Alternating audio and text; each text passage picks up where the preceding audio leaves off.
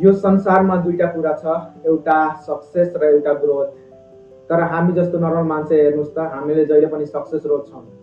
Success पाएपछि हामीले आफ्नै लागि काम गर्छौँ, हामी सफल बन्छौँ र हाम्रो डेफिनेसन नै सक्सेस हुन्छ।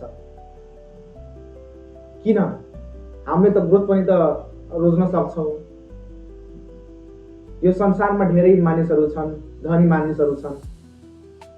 इक्जाम्पल भनिदिउँ, एलन मस्क, बिल गेट्स। उनीहरू त सक्सेस छन्, उनीहरू काम नगरे पनि त हुन्छ, तर उनीहरू किन काम गर्छन् थाहा छ?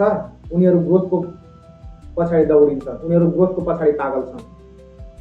हामी जस्तो सक्सेस भएर त्यही एउटै ठाउँमा काम चल्दैछ, पैसा आउँदैछ भनेर उनीहरू बस्दैनन्।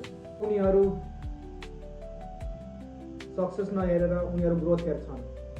तर हामीले किन नहेर्नु? हामीले पनि त हेर्न सकिन्छ नि। So let's make a extraordinary. हामीले पनि एउटा ग्रोथको टार्गेट राखौँ र हामीले एचिभ गरौँ। यदि यो भिडियो मन पर्यो भने प्लिज कमेन्ट र लाइक गरिदिनु होला।